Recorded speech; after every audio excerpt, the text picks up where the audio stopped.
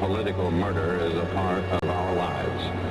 It has been through our history, even though our history shows that political assassination usually has changed things not for the better, but for the worse. Senator Kennedy is the latest victim. Run back. I just saw somebody run back, and then I heard somebody say he's been shot, and that's all I heard.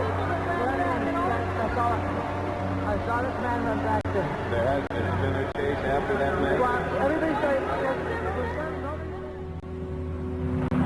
Are you afraid right now, Senator? Are you afraid? I don't like this. I know you don't. I'm afraid. I just don't like it. No, you're afraid.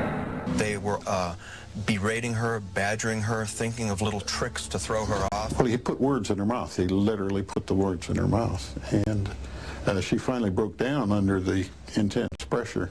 As we begin to hear from these edited excerpts, Hernandez is giving a solo rendition of Good Cop, Bad Cop, showing a patronizing concern for Serrano on the one hand and menacing her in subtle ways on the other. Serrano, one must remember, was merely a witness. She was not a person accused of a serious crime, clinging to a flimsy story with the hope of escaping punishment. She had no reason to invent such a story, but more important, the LAPD's own All Points Bulletin, from a separate source, describes the very people and the conversation Serrano was reporting. Nevertheless, Hernandez keeps attacking.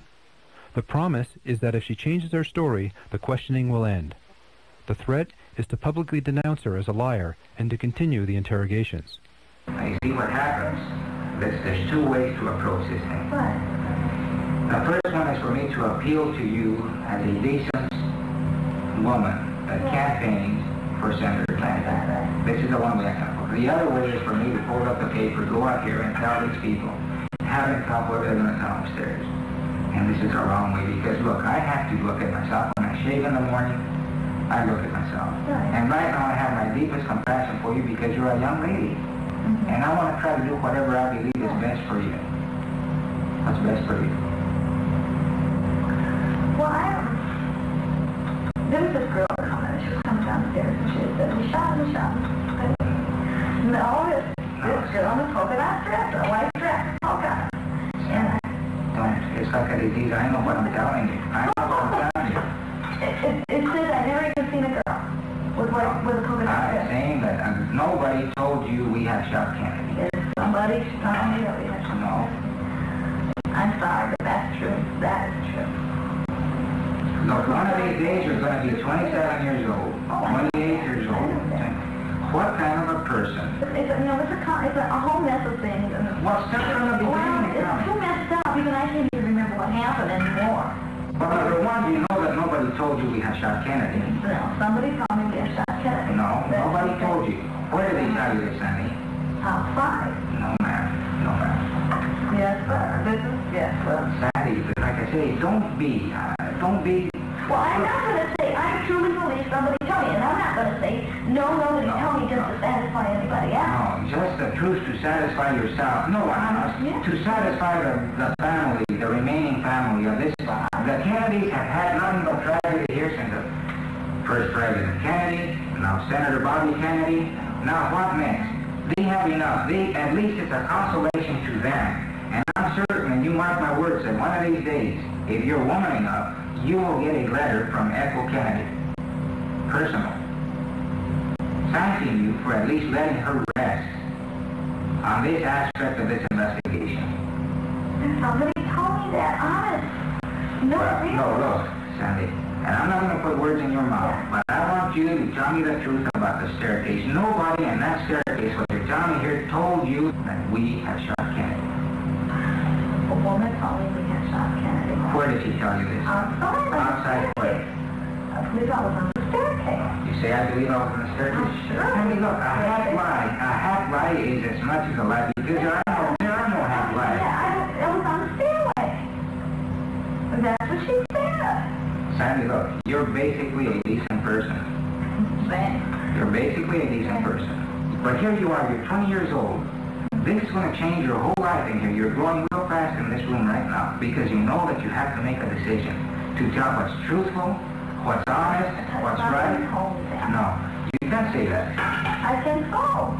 You can't say it with your lips, you can say it, but with your feeling, your heart, your soul, you've told me here. These are lies. This story is a lie. This didn't happen. As we listen to excerpts from the last 20 minutes, we hear Serrano begin to wear down.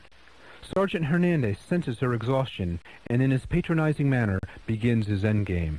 How come you're making yourself suffer like this? I'm not making myself suffer. I'm not suffering.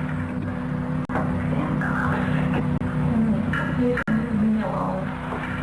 The only time that you will be wrestled, and I can tell you right now, you tell me what happened out there, and I can assure you that nobody else will. I don't know what happened. To tell you the truth, I don't know what happened. I don't know really what happened. Everything is such a mess. Well, think about it, Sandra. I thought about it over and over and over and over in my head, and over and over and over and over. And I don't know. I can remember somebody, in my mind, I can remember somebody who said this to me. I can remember crying and crying and crying, and I can remember saying, oh, they told me we shot him.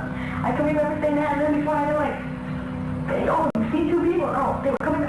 Where were you at? I was outside. Did you see them run? Yeah. You know, the whole big mess. Oh, I don't know. They messed me up. And I knew all along they were messing me up. They messed me up so bad. It's not that I was telling you all lies. It's not the truth. I wasn't telling you all lies because somebody did tell me. Well, they told you Kennedy had been shot, or they shot Kennedy, or he shot Kennedy. Then the policeman started questioning you. The next thing it was two people. The next thing it was a woman in a black polka dot dress. And before you know it, there they are. Sure, I can see where you got messed up. Yeah, but look what's happened. You think What happened? this whole thing has got out of proportion. Well, we're going to stop it right now. Aren't we, Sandy? We're going to stop it right now, and I'm going to go see if we can get a stenographer to come up and take a statement and stop it right now. Hernandez finally gets his way. After over an hour of agonizing confrontation, he leads Serrano through a series of questions where she ultimately agrees to having been, quote, messed up. At the time Kennedy was murdered, Robert Houghton was chief of detectives for the Los Angeles Police. It was under his direction that Special Unit Senator would be formed to investigate the crime. Special Unit Senator was also the title of Houghton's 1971 book, written to explain to the American people what really happened in the Robert Kennedy killing. Under the safe cover of official secrecy, Chief of Detectives Houghton would be able to quote with satisfaction from Sandra Serrano's recantation, never having to mention all that preceded it. Special Unit Senator closed the vexing case of the polka-dot dress girl, says Houghton proudly in his book. In police work, for lack of a better word, we say a witness was contaminated.